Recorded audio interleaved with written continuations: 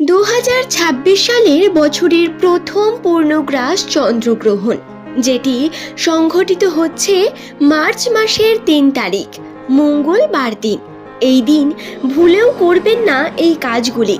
চন্দ্রগ্রহণ চলাকালীন বিশেষ কিছু সাবধানতা অবলম্বন করে থাকতে হবে বাড়ির কিছু মানুষকে। বর্তমান পরিস্থিতির কথা যদি আমরা একটু মনে করি, তাহলে এই পরিস্থিতি অত্যন্ত জটিল। কর্মের চাপ, মানসিক চাপ এবং পারিবারিক বিভিন্ন সমস্যা বিভিন্নভাবে মানুষকে যন্ত্রণার মধ্যে ফেলে রেখেছে। নামের প্রথম লেটার যদি আপনার এস দিয়ে শুরু হয়, আপনার বর্তমান পরিস্থিতি আরও জটিল বন্ধু। তবে আজকে আমি আপনাদের যে বিষয়গুলি বলবো, এটা প্রত্যেকে মেনে চলবেন।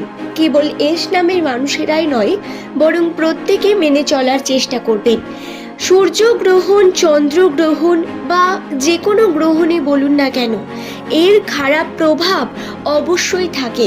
এই গ্রহণের প্রভাব কখনো পজিটিভ হতে পারে না, বরং নেগেটিভই বেশি। রাশিতে এর নেগেটিভ প্রভাব পড়ে, তার সঙ্গে পরিবেশের উপরেও কিছু বিশেষ নেগেটিভ রশ্মি পৃথিবীতে এসে বিভিন্নভাবে ক্ষতিগ্রস্ত করে মানুষকে। দর্শক বন্ধু, তাই যদি এই গ্রহণে নেগেটিভিটি থেকে রক্ষা পেতে চান, ভুলেও করবেন না চন্দ্রগ্রহণে এই কার্যগুলি। 3রা মার্চ এই চন্দ্রগ্রহণ পরিলক্ষিত হবে পূর্ব এশিয়ার বিভিন্ন দেশ থেকে। ভারত, বাংলাদেশ সহ বিভিন্ন দেশ, অস্ট্রেলিয়া, প্রশান্ত মহাসাগরীয় অঞ্চলের বিভিন্ন দেশ, উত্তর ও মধ্য আমেরিকা, দক্ষিণ আমেরিকার পশ্চিমাংশের বিভিন্ন দেশের মধ্যে এই চন্দ্রগ্রহণ লক্ষ্য করা যাবে। চন্দ্রগ্রহণের সময় গর্ভবতী মহিলারা একদম বাইরে বেরোবেন না। চন্দ্রগ্রহণের সঠিক সময়সূচি সম্পর্কে জেনে নিন বন্ধু। যদি আপনার বাড়ি বাংলাদেশে হয়ে থাকে, তাহলে এই চন্দ্রগ্রহণ শুরু হবে দুপুর 3:50 থেকে এবং শেষ হবে সন্ধ্যা 7:18 পর্যন্ত। চন্দ্রগ্রহণের মধ্য সময় থাকবে 5:35। ভারতবর্ষে যদি আপনার বাড়ি হয়, তাহলে আপনার এই চন্দ্রগ্রহণ আপনি দেখতে পাবেন বা শুরু হবে দুপুর 3:20 থেকে সন্ধ্যা 6:47 পর্যন্ত এই চন্দ্রগ্রহণ থাকবে। এবং ভারতবর্ষে এই চন্দ্রগ্রহণের মধ্যকাল সময় হবে 5:05। দর্শক বন্ধু, এই যে পূর্ণগ্রাস চন্দ্রগ্রহণটি, এই চন্দ্রগ্রহণের যে সূতক সময়, এটি কিন্তু মান্যতা পাবে অনেক বেশি। কেননা এই গ্রহণ আমরা স্বচক্ষে দেখতে পাবো, চাঁদের অবস্থা দেখতে পাবো, এবং এর কারণে কিন্তু এর প্রভাব যেমন থাকবে, এর সূতক সময়ও মান্যতা পাবে অনেক বেশি। প্রায় এর 12 ঘন্টা আগে থেকে সূতক সময় শুরু হয়ে যায়। 6:20 থেকে সকাল 6:20 থেকে 3রা মার্চ মঙ্গলবার দিন সূতক সময় শুরু হয়ে যাবে। তাই সাবধানে থাকতে হবে প্রত্যেককে। এই দিন নিরামিষ খাওয়া, অনিয়মিত কোনো তেল মশলা না খাওয়ার চেষ্টা করবেন এবং কোনো মানুষের সঙ্গে ঝগড়া ঝামেলার মধ্যে জড়িয়ে পড়বেন না। এক্ষেত্রে বন্ধু একটি বিষয় বুঝতে হবে, কেন চন্দ্রগ্রহণ বা সূর্যগ্রহণ ঘটে। যখন সাধারণত পৃথিবী, চন্দ্র এবং সূর্য একই সরল রেখায় চলে আসে, তখন পৃথিবীর ছায়া কিছুটা চন্দ্রের উপর এসে পড়লে তখন চন্দ্রগ্রহণ হয়। এটি হলো সায়েন্টিফিক্যালি কারণ।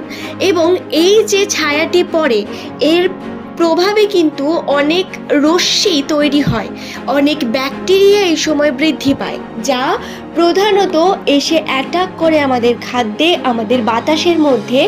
এবং যদি আপনি বাইরে বেরিয়ে থাকেন খুব বেশি, এর প্রভাব আপনার উপর পড়বেই।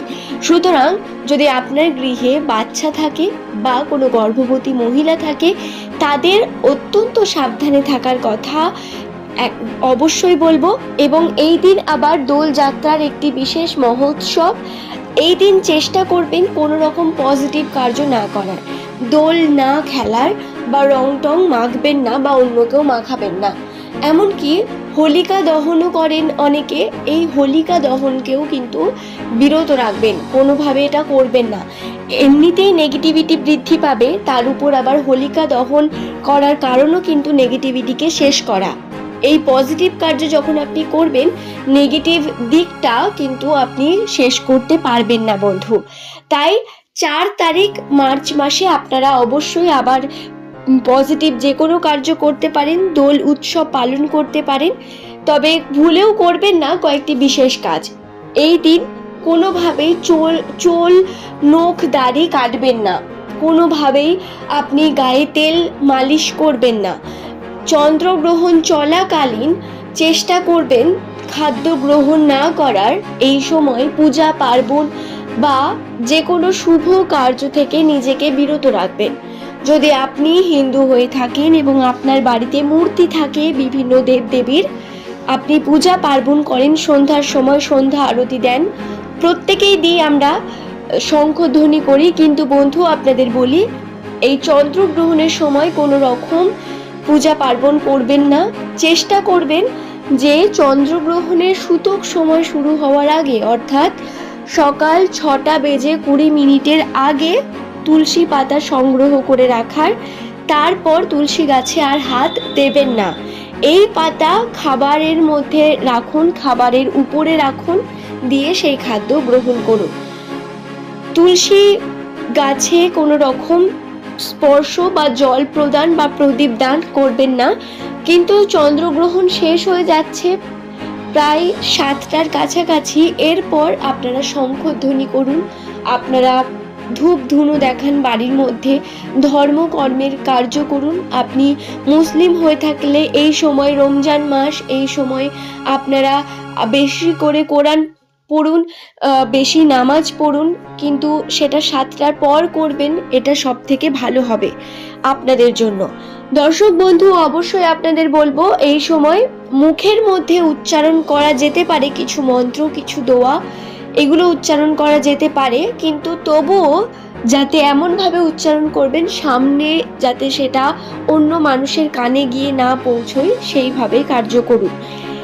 এছাড়াও আপনাদের বলি, এই দিন এই চন্দ্রগ্রহণের সময় মানুষের শত্রুতা থেকে নিজেকে বিরত রাখুন। ঝগড়া ঝামেলা অশান্তির মধ্যে কোনো রকম ভাবে জড়াবেন না। কর্মক্ষেত্রে ফোকাস থেকে কর্ম করুন, কর্মে চেষ্টা করুন, উন্নতির চেষ্টা করুন। এই সময় আপনি আপনার কর্মের রেজাল্ট সঠিকভাবে পাবেন না। দেখবেন বিভিন্ন দিক থেকে স্বাস্থ্যগত বিভিন্ন ক্ষতিগ্রস্ত হচ্ছেন, স্বাস্থ্যের দিকে সমস্যা আসবে, কর্মে বাধা বিপত্তি সৃষ্টি হবে। এগুলো ওভারকাম করলেই সফলতা পাবেন। এই বাধা বিপত্তি আপনাদের সফলতার অন্যতম একটি কারণ। সুতরাং এগুলো দেখে ভেঙে পড়বেন না এবং নিজের এই নিয়ম পালন করে চলুন। ধন্যবাদ।